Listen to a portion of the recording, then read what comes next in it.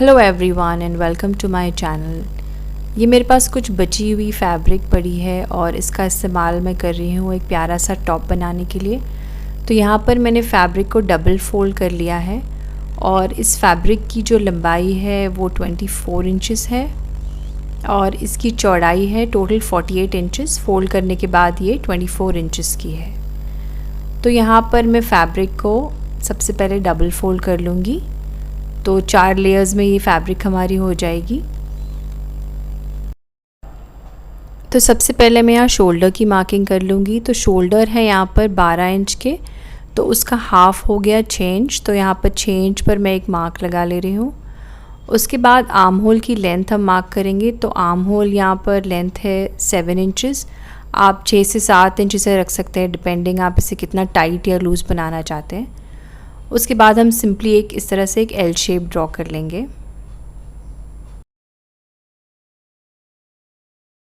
उसके बाद चेस्ट की मार्किंग कर लेंगे। तो चेस्ट यहाँ पर मैं मार्क कर रही हूँ 9 इंचेस पर। जितना भी चेस्ट है आप उसका 1/4 ले लें और उसमें 2 इंचेस ऐड कर लें आप। तो ये हो जाने के बाद अब हम आर्म होल की शेप मार्क कर लेंगे। पहले हम बैक की शेप मार्क कर लेंगे और जो फ्रंट की शेप है वो हम थोड़ी सी डीप कर लेंगे इस तरह से।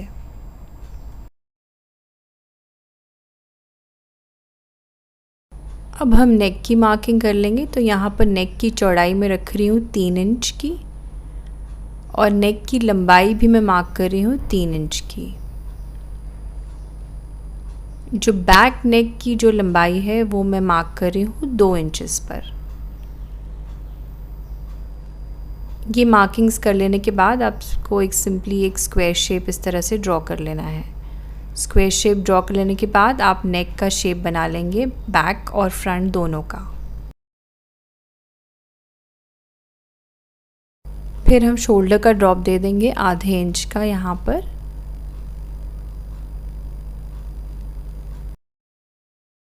अब यहाँ पर टॉप की लंबाई है 24 इंचेस। बन जाने के बाद ये तकरीबन 22 इंचेस की हो जाएगी। अब यहाँ पर हम एक हल्का सा कर्व देंगे, तो उसके लिए यहाँ पर मैं 2 इंचेस मार्क कर ले रही हूँ। 2 इंचेस मार्क लेने के बाद हम एक यहाँ पर स्लाइड सा एक कर्व का शेप दे देंगे इस तरह से। उसके बाद हम ये दोनों पॉइंट्स को जोड़ लेंगे।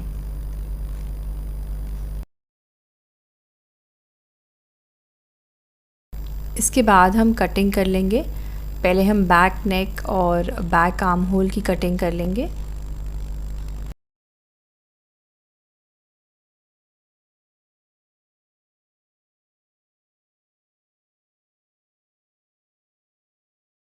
बैक पार्ट की कटिंग कर लेने के बाद हम उसे अलग कर लेंगे और जो फ्रंट पार्ट है उसका अब हम नेक और आर्म होल का शेप दे देंगे।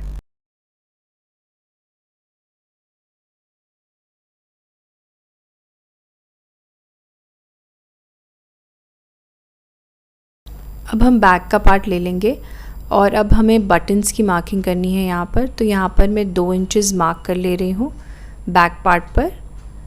ये 2 इंचेस मार्क कर लेने के बाद हम वहाँ पर एक हल्का सा कट लगा लेंगे 2 इंचेस की मार्किंग तक। उसके बाद हम हल्का सा एक वी शेप यहाँ पर दे देंगे।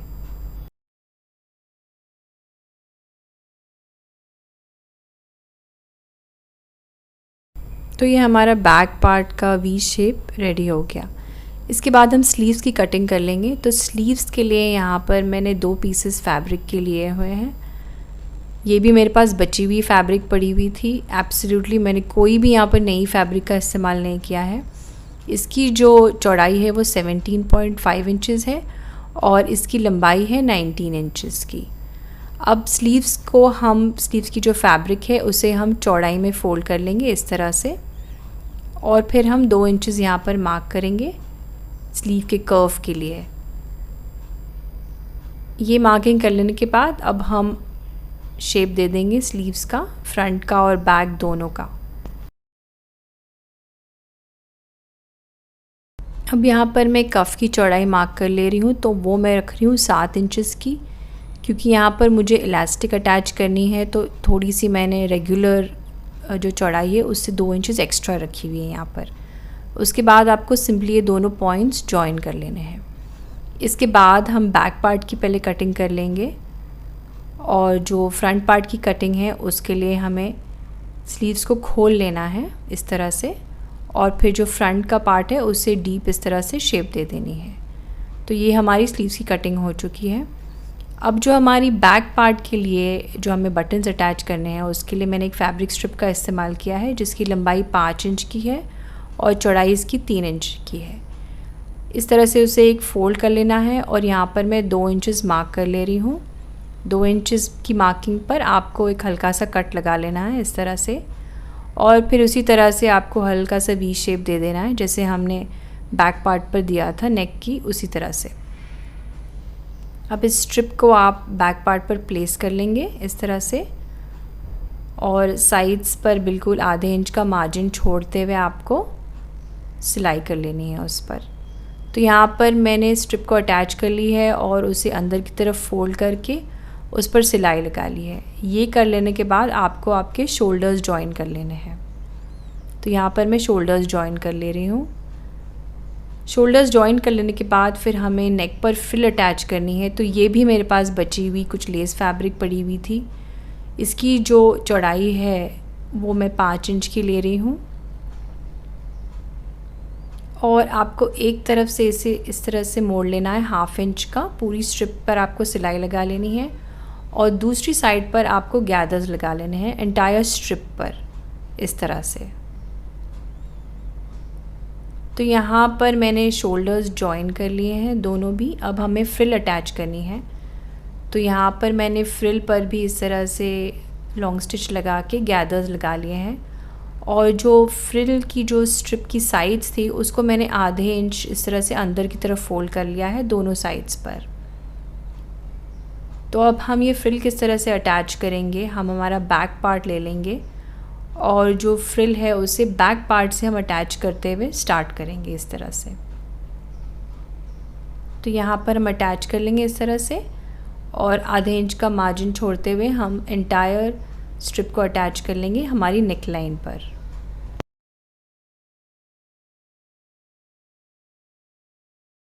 तो यहाँ पर मैंने फ्रिल अटैच कर ली है नेक लाइन पर।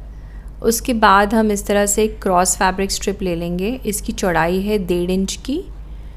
एक तरफ से उसे हल्का सा मोड़ लेंगे और अगेन हमारी बैक पार्ट है जो नेक की, उससे हम स्टार्ट करेंगे। स्ट्रिप को हम इस तरह से प्लेस करेंगे और आधे इंच का मार्जिन छोड़कर हम एंटायर स्ट्रिप को हम नेक लाइन पर अटैच कर लेंगे। तो यहाँ पर मैंने स्ट्रिप अटैच कर ली है और नेक लाइन पर हल्के हल्के कट्स लगा लिए हैं। उसके बाद इस तरह से आप फोल्ड करेंगे 1/2 इंच इस तरह से, और फिर से आधा इंच आप इसको अंदर की तरफ फोल्ड करेंगे। तो ये फोल्ड कर लेने के बाद बाहर से कुछ इस तरह से नज़र आएगी। अब यहाँ पर मैं दोनों स्लीव्स भी अटैच कर ले रही हूँ। तो यहाँ पर मैंने स्ट्रिप को अंदर की तरफ मोड़ लिया है और मैंने यहाँ पर उस पर हेमिंग कर ली है, और मैंने दोनों स्लीव्स भी अटैच कर लिए हैं। अब इसके बाद हम स्लीव की एजिंग पर एक सिलाई लगा लेंगे। तो उसके लिए हमें बिल्कुल 1/2 इंच इस तरह से फोल्ड कर लेना है और उस पर एक सिलाई लगा लेनी है। तो ये सिलाई अब लग चुकी है। अब इसके बाद हमें इलास्टिक अटैच करनी है, लेकिन उससे पहले हम स्लीव्स को इस तरह से उल्टा करके हम साइड्स स्लीव्स के जोड़ लेंगे और हमारे टॉप के साइड्स भी हम जोड़ लेंगे। तो यहाँ पर मैंने स्टिच लगा ली है साइड्स पर और स्लीव्स दोनों पर। अब स्लीव्स को मैं इस तरह से उल्टा कर ले रही हूँ। अब यहाँ पर हमें इलास्टिक अटैच करनी है। तो इलास्टिक मैंने ली है, इसकी जो लेंथ है लंबाई 8 इंचेस की है, और यहाँ पर हम इलास्टिक को अटैच करेंगे। जितनी भी आपकी इलास्टिक की चौड़ाई है आप उससे सिर्फ 1/2 इंच एक्स्ट्रा रखें फ़ोल्ड करने के बाद, और किनारे पर बिल्कुल आपको एक सिलाई लगा लेनी है। तो यहाँ पर मैंने सिलाई लगा ली है और तकरीबन 1 इंच का यहाँ पर गैप छोड़ा है इलास्टिक इंसर्ट करने के लिए। अब इसमें हम इलास्टिक इंसर्ट कर लेंगे हमारी।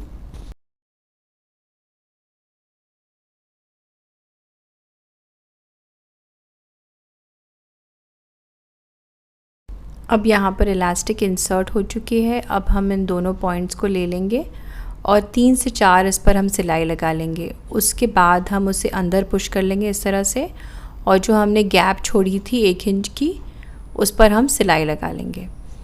उसके बाद जो हमारे टॉप का बॉटम का पार्ट है उससे तकरीबन 1 इंच हम फ़ोल्ड कर लेंगे इस तरह से, और उसे भी हम सिलाई लगा लेंगे। यहाँ पर नेक लाइन पर मैंने फ्रिल पर एक लेस अटैच की है, इस तरह से फ्लोरल लेस। सिंपली मैंने लेस इसके ऊपर प्लेस कर ली है और उसे हैंड स्टिच मैंने कर लिया है। और ये रही हमारी जो स्लीव है इलास्टिक वाली, उसकी फ़ाइनल लुक। तो ये है हमारी बची हुई फैब्रिक की टॉप की फ़ाइनल लुक। इस तरह से आप भी कोई भी बची हुई फैब्रिक का इस्तेमाल कर सकते हैं। आई रियली होप ये वीडियो आपको अच्छी लगी है। अगर वीडियो अच्छी लगी है तो प्लीज़ मेरे वीडियो को लाइक करें और मेरे चैनल को सब्सक्राइब करें। Thank you so much for watching.